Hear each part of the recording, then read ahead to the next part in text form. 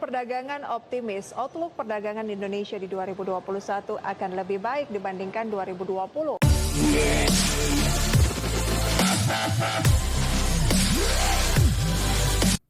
Hai semuanya, saya Dina Novianti.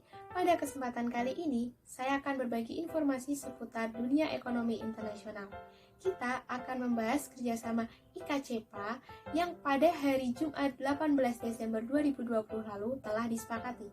Sebelum masuk ke pembahasan, IKCPA atau Indonesia Korea Comprehensive Economic Partnership Agreement ini adalah sebuah perjanjian antara negara Indonesia dan Korea Selatan yang meliputi elemen penurunan tarif, ketentuan asal barang, prosedur kepabeanan, fasilitas perdagangan, peningkatan investasi, tourism, serta pengaturan kelembagaan. Berdasarkan siaran pers yang dimuat di laman Menteri Perdagangan Republik Indonesia, dijelaskan bahwa perjanjian tersebut ditandatangani di Seoul, Korea Selatan oleh Menteri Perdagangan RI yang pada saat itu masih dijabat oleh Agus Suparmanto bersama Menteri Perdagangan Industri dan Energi Korea Selatan yaitu Sung Yun-no.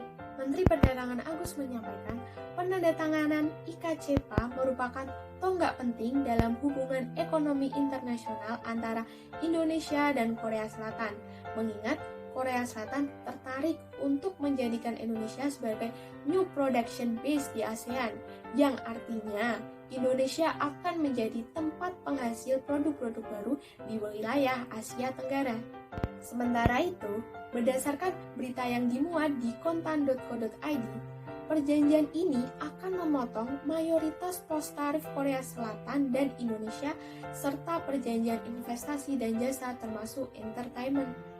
Dengan perjanjian dagang ini, Korea Selatan akan menghapus sekitar 95,54% pos tarif untuk Indonesia, dan sebaliknya, Indonesia akan menghapus sekitar 92,06% pos tarifnya untuk Korea Selatan.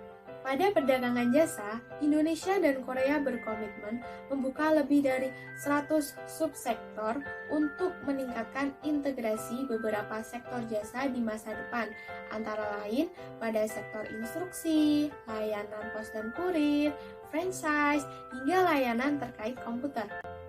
Kemudian, pada investasi, IKCPA juga menetapkan aturan untuk mendorong adanya investasi dua arah.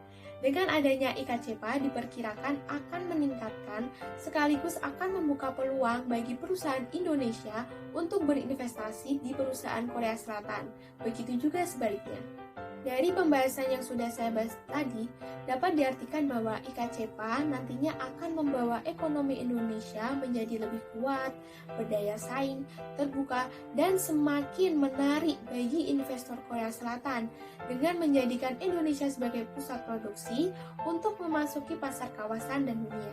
Cakupan perjanjian IKCPA yang cukup luas akan ikut mendorong proses modernisasi perekonomian Indonesia, mengingat Korea Selatan memiliki keunggulan tersendiri di bidang teknologi, sehingga dapat dikatakan bahwa IKCPA membuka babak baru kemitraan kedua negara yaitu Indonesia dan Korea Selatan guna saling memetik manfaat dari perekonomian global yang penuh tantangan dalam beberapa tahun terakhir sebelum akhirnya dihadapkan pada situasi COVID-19 yang diharapkan memasuki tahap pemulihan di tahun 2021. Sekian pembahasan tentang perjanjian IKCPA.